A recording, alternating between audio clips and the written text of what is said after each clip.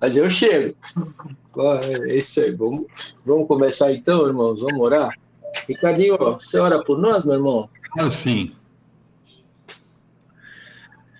Ai, Senhor, muito obrigado, porque independente das nossas lutas, das nossas falta de foco, olhar para o lugar errado, tropeçar, o Senhor continua exatamente o mesmo. Seus propósitos não mudam. O Senhor é o mesmo ontem, hoje, sempre. E o Senhor, nessa condição, nos dá uma segurança tremenda, porque a gente volta a olhar para o Senhor continua daquele mesmo jeito, amoroso, firme nos propósitos, continua nos abençoando, e isso para nós é uma alegria, uma oportunidade tão rica, Senhor. E obrigado, porque a gente está aqui novamente, porque a gente vai novamente beber da sua água em comunidade, em igreja, ouvir aquilo que o teu Espírito tem mais do que falado a nós, tem nos conduzido, nos direcionado, nos orientado. Eu quero te louvar por isso. Eu já te agradeço, Senhor Deus, por estar aqui nesse Santo Espírito e certo de que o Senhor tem coisas gigantescas e simples, mas edificantes para o nosso coração nessa noite, Pai. Eu te oro agradecido pelo nome de Jesus Cristo. Amém. Amém, Ricardo. Obrigado, irmão. Obrigado. Boa noite a todos mais uma vez. Meu irmão Osni, a palavra é tua, meu querido. Obrigado por ter aceitado o convite. E bora lá. Eu que agradeço. Mas com áudio, tá? É melhor. Com áudio. Opa. Ô, Glória. Agora sim. Aí, seria livre, né? Glória a Deus. Boa noite a todos. De repente eu nem dei boa noite então, né? Boa noite. Glória a Deus. Obrigado pelo convite. Obrigado a Deus pela oração e pelos irmãos que ainda vão entrar e por aqueles também que irão assistir esse nosso encontro ao longo da semana. Meus amigos, por gentileza, já anote aí no seu caderninho, já separa aí a sua Bíblia, os versículos dessa noite. Né? Vamos falar sobre a verdade. Né? É um tema que nós comentamos aqui acho que mais 5 vezes seguidas. Como é que eu sei que estou cumprindo a verdade, estou andando na verdade, ou simplesmente eu estou sendo um mentiroso, achando que estou fazendo a verdade? Então, por favor, anote aí João 16, versículo 13, João 14, 6, Mateus capítulo 7, no verso 24 e 25. Se eu conseguir não estender muito, eu dou mais alguns versículos, mas esses aqui são nossa referência, nossa base, o nosso bate-papo de hoje, né? Não vai se alongar muito, né? Sem espera, né? Pois bem, que esse evento de hoje nos permita evoluir um pouco mais, né? A gente crescer, estamos aqui aprendendo, né? Já sabemos que nós temos que buscar os dons para poder ajudar nossos amigos, nossos familiares. Nós fazemos parte de um corpo, né? Então nós temos esse interesse, esse intuito, esse amor fervoroso de ajudar o próximo.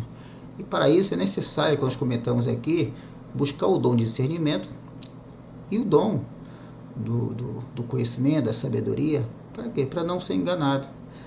E quando a gente sabe que estamos sendo enganados? Quando você segue a verdade, certo? Então, o tema de hoje fala sobre a verdade. O que é verdade e o que é mentira?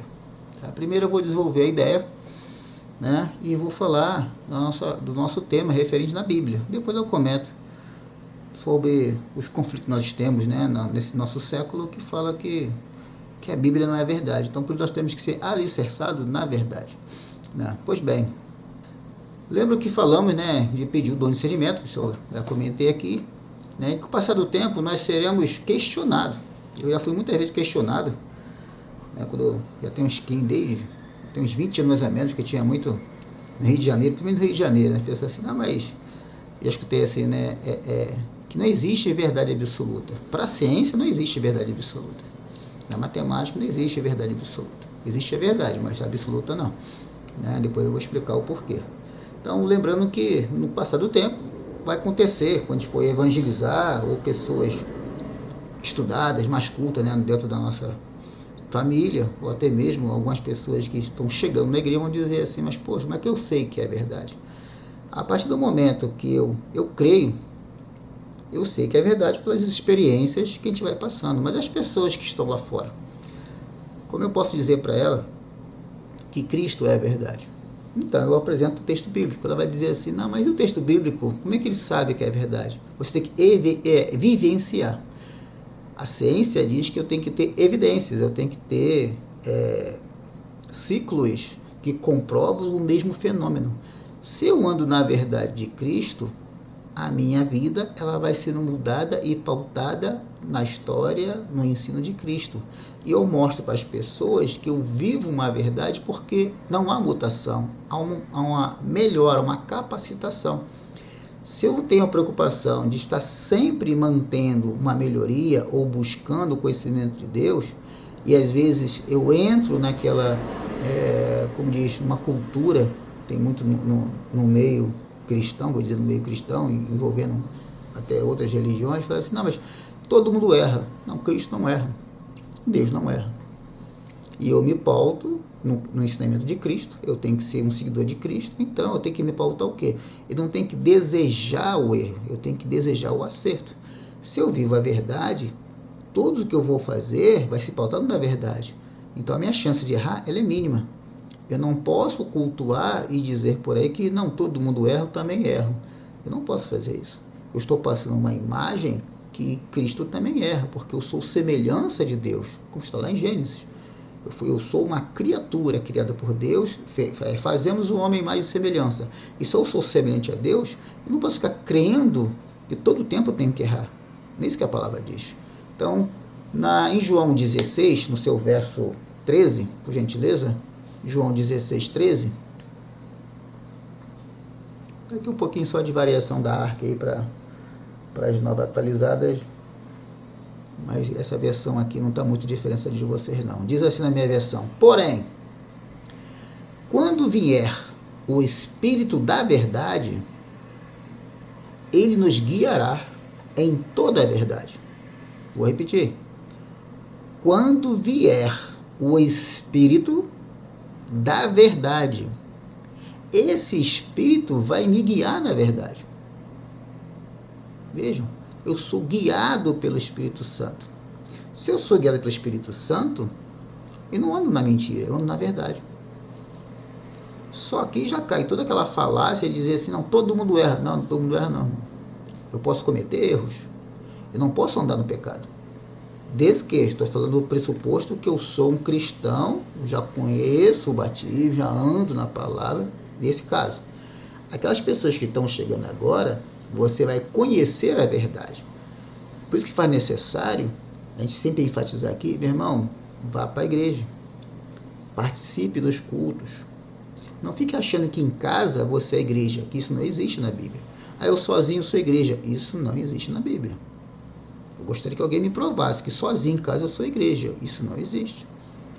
Certo? Bastou vir a pandemia e começou as crenças, não, que a igreja se faz sozinha em casa.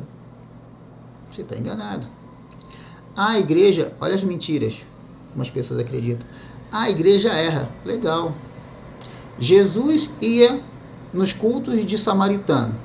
Jesus condenou os samaritanos, falou que a igreja estava errada, falou que o culto estava errado. Jesus não ia. Jesus não frequentava, Jesus não lia, Jesus não orava de manhã, tarde e noite. Ele ia. cultuar, ele ia congregar, ele ia afrontar, mas ele ia. E eu, que não chego nem no solado do sapato de Jesus, vou dizer não, que não preciso da igreja. Meu irmão, você está acreditando numa falácia, você está acreditando numa mentira. Então, a verdade é, quando o Espírito da verdade vier, ele me guia. E eu preciso congregar, eu preciso ir à igreja, eu preciso falar com os irmãos, eu preciso orar pelos irmãos que estão precisando. Porque os que estão de pé, cuida do que está caído. Se você é bom, muito bom, cuida do quem está fraco. Essa é a verdade. Essa é a sua existência, o seu propósito. Você não tem propósito. Não, porque não tem propósito. Tem hospital para visitar, tem presídio para ir, tem cemitério para ajudar as pessoas que estão sepultando seus entes queridos. O que não falta é obra, o que não falta é trabalho. Aí a pessoa, não, mas eu não preciso. Isso é mentira. Você precisa congregar. Você precisa fazer parte de um corpo. Você precisa ajudar quem está fraco. Essa é a verdade. Se eu não faço a verdade, eu vivo uma mentira. Me desculpe a verdade, a falar a verdade. Né? Se eu não vivo a verdade, eu vivo uma mentira. Aí eu não preciso, você está vivendo uma mentira. Certo? Porque o texto diz, porém, quando vier o Espírito da verdade, ele nos guiará em toda a verdade. Ele não falará de si mesmo, mas dirá tudo o que ouvir e anunciará a vocês as coisas que estarão para acontecer. Olha a complexidade. Sei que vai ser um pouco difícil. A segunda parte diz, ele não falará de si mesmo. O Espírito não fala dele, fala de Deus. Eu não posso chegar e falar de mim mesmo. Não, é que eu acho que vai acontecer, meu irmão. Por isso que eu sempre repito, não vai atrás de profetas, vai atrás de Jesus. O profeta não pode falar dele, tem que falar de Deus. A pessoa que se diz ser profeta, ela, antes de dizer que é profeta, ela tem que ser provada que ela é profeta. Porque se ela se denomina autoprofeta, ela não é profeta. Ela pode dizer, eu sou o presidente, então pode dizer, eu sou o presidente da república. Grande coisa. Não, agora eu sou um juiz, grande coisa. Você está se autodominando. O profeta fala o que Deus mandou falar. Ele não fala por si mesmo. Ele não falará por si mesmo, mas dirá tudo o que ouvir e anunciará a vocês as coisas que estão para acontecer. Se eu busco o Espírito do conhecimento, o Espírito Santo, discernimento, conhecimento e sabedoria, o Espírito Santo vai falar quando eu estudar a Bíblia, quando eu aprender a Bíblia. Ou seja, não ando mais no engano, não cometo e eu ando na mentira, não creio na mentira e não propago mentiras. Eu estou buscando a santificação. Isso é muito sério. Eu preciso entender isso e praticar isso. Não estou falando do grau do seu entendimento, ou quanto você estudou, ou quanto você trabalha, ou quanto você já faz na sociedade. Estou dizendo que eu tenho que crer na verdade, porque a palavra diz, quando vier o Espírito da verdade, ele me guia. Eu sou guiado pelo Espírito. Em toda a verdade, não parte da verdade, em toda a verdade. É um processo que eu tenho que entender, que eu tenho que permanecer nessa verdade. Ele não falará por si mesmo, mas dirá tudo o que ouvir e anunciará a vocês as coisas que estão para acontecer. Só aqui já acaba com todo o falatório de internet e dizer, mas o que eu tenho que ouvir? Você tem que ouvir a Deus. Deus não perguntou Eli que podia falar com Samuel. Deus falou com Samuel e Eli ajudou. Olha, irmão, a próxima vez que ele te chamar, você fala assim, eis-me aqui. Estou aqui para ajudar e não para se intrometer. Nós temos que entender isso. Meu irmão, está com dificuldade? Qual a sua dificuldade? Pô, cara, ora mais assim, faz assim, busca mais a Deus, ore assim, interprete como você entende esse texto aqui, e vai ajudando as pessoas para as pessoas crescerem no Evangelho, crescerem no entendimento, para alcançar a plenitude do conhecimento, até a estatura de Cristo. Amém? Então, a verdade não é apenas aí vem aqueles afrontamentos que vai acontecer com todos nós, infelizmente. Para a sociedade, a verdade absoluta, ela não existe. Eles acham que é um conceito abstrato, mas não é. que para o conhecimento bíblico, Jesus é verdade. Então ele é uma pessoa e não um fator abstrato. Ele fala de si mesmo. Então em João 14, por gentileza, pode falar desse assunto? João 14, no seu verso 6, você estava no 16, agora é João 14, diz assim: eu sou o caminho. Opa, Jesus é o caminho, eu tenho que trilhar esse caminho. A verdade, ele é a verdade, então não é uma coisa abstrata, é uma pessoa. Onde é a verdade absoluta? Jesus. Não, que você me prova, eu não tenho que provar que Jesus é a verdade, eu tenho que acreditar que ele é a verdade. Certo? Ele dá a vida, é a vida. Ninguém vai a Deus a não ser por ele, diz o texto. Certo? Significa que Jesus revela que ele é a verdade. 1, ele é a verdade. 2, ele liberta. 3, revela a vontade de Deus. E nos dá a vida eterna. Eu tenho que crer nesta verdade para me transformar a minha vida, para as pessoas verem em mim a transformação. E não propagar, não, é que eu não consigo, não, é que não dá, porque todo mundo erra.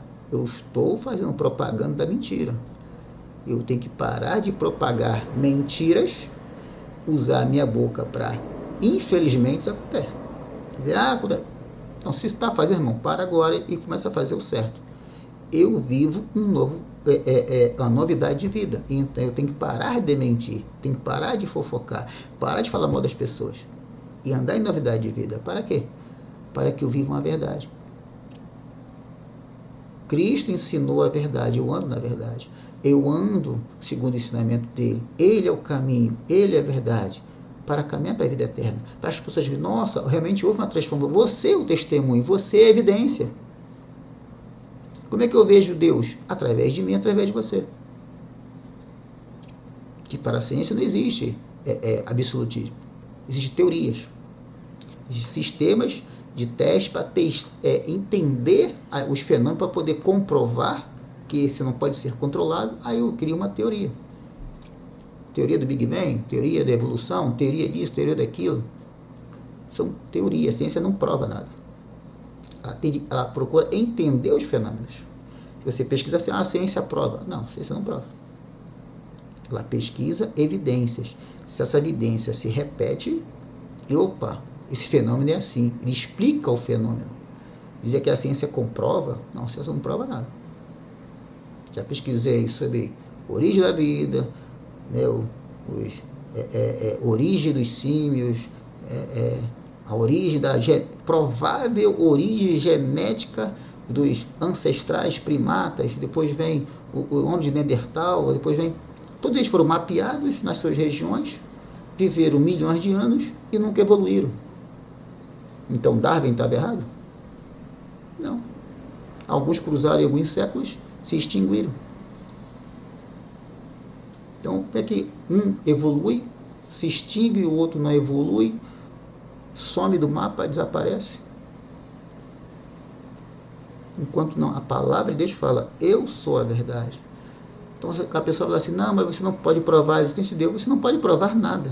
Se você tentar falar que eu tenho que provar Deus, mas o que você consegue provar com a ciência? Que o homem veio do macaco. Isso é uma teoria. O tempo é medido a partir do Big Bang. Antes do Big Bang, você não tem nada. Antes do Big Bang tinha o quê? Nada. E o tempo? Não dá para contar. É o limite da ciência. A partir do Big Bang, uma teoria que houve uma explosão do nada, que pode ser uma refração, uma expansão, e dali surgiu uma explosão e gerou o universo. E daí, antes disso? Nada. Então, a probabilidade de ter acontecido isso é uma probabilidade e não uma certeza absoluta. E Jesus não dá essa certeza absoluta. Quando você sente o renascer, você nascer, ver pessoas ser transformadas, como Paulo de Tarso foi transformado, certo? O homem endemoniado foi transformado, um morto voltar à vida, isso são evidências. Certo? Aí a pessoa diz assim, não, mas como eu comprovo a Bíblia? Pô, irmão, se você quer prova mais do que uma transformação de um ser que não valia nada por uma novidade de vida, você precisa ver um homem se levantar. Lá no Rio de Janeiro, quando eu comprava DVD na época da Uruguaiana, né? Na época MK Music, aquele lançamento daqueles músicos na época, 90 e pouco. Tinha uma banca evangélica, o que mais tinha lá era pregadores que voltaram da morte. Homens assassinados, tinha muitos DVD disso. O cara morreu, voltou à vida, outro era aleijado, outro era cego. Dezenas e dezenas de testemunhos gravados, de testemunhos. Então a pessoa diz, não aconteceu. Se buscar, você encontra. Se você procurar, você vai achar evidências. Amém? Então, de outra forma de analisar também, o que é verdade para a Bíblia, né? A revelação de Deus. Jesus é a manifestação de Deus no mundo. Certo? Onde está Deus? Olha para Jesus que você vê Deus. Eu não acredito. Aí é questão de crença. Eu não preciso comprovar para as pessoas que falam isso, não. A verdade suprema que se torna acessível aos seres humanos. Ou seja, qual é a verdade? Se eu encontro Jesus, eu encontro Deus. Então Deus existe. A pessoa precisa, não, meu irmão, calma. Um passo de cada vez. Não dá para correr sem colocar o tênis. Calma. Falar de corrida, né? A libertação do pecado. Quantas pessoas estão... Esse foi o maior dilema, acho que, daquele tempo. Assim, eu vim para libertar vocês da escravidão do pecado. Mas não estamos presos. Aí é o problema de entendimento. Nós temos que ter o discernimento para entender que o mundo espiritual há pessoas presas que não conseguem ver, não conseguem entender.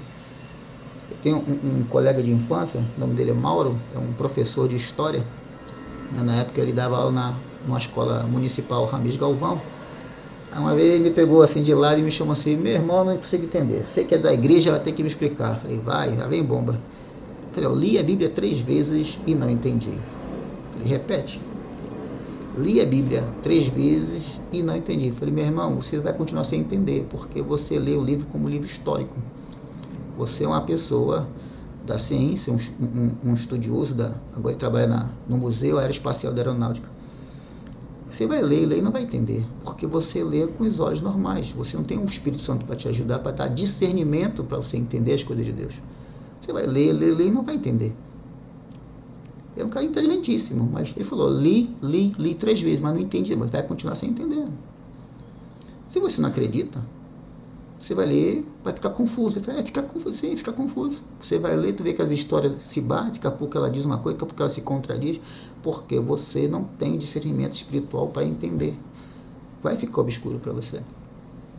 Certo? Ele ficou assim, sei. A porta é aberta. Se você quiser aceitar, é uma coisa, tem que aceitar a verdade. Certo? E tem gente que hoje em dia vai falar, não, mas não existe. Irmão, primeiro, se você aceitar Deus como verdade, se você aceitar Deus, que Ele é o Criador de tudo, que você é a criatura dEle, que Ele foi feito a imagem e semelhança dEle, a sua vida é transformada. Mas a pessoa freia, porque a pessoa não quer abrir mão desse mundo. Das delícias, dos guloseimas, do dinheiro, da fama, dos negócios, tem pessoas que não querem. Então fica realmente difícil falar para as pessoas que Cristo é a verdade, porque ela já rejeitou no coração a verdade. Infelizmente, elas preferem viver a mentira. Infelizmente. Espero que com as nossas orações, com nossos pedidos, nossos clamores, essas pessoas venham se libertar da mentira. Certo? E a base da vida, que diz, né, em Mateus 7, 24, que Jesus é a rocha firme. Então vamos ler esse trecho para a gente poder fundamentar. Mateus 7, 24. Que eu posso moldar minha vida, como é que eu posso transformar minha vida, como eu posso alicerçar minha vida. E Mateus 7, 24 diz assim na minha versão: portanto, quem ouve as minhas palavras e as pratica, ouvir e praticar, é como homem prudente que construiu a sua casa sobre a rocha. Aí vem o desafio da vida. Caiu a chuva, transbordaram os rios, sopraram os ventos e deram contra a casa. Mas a casa não caiu. Por quê?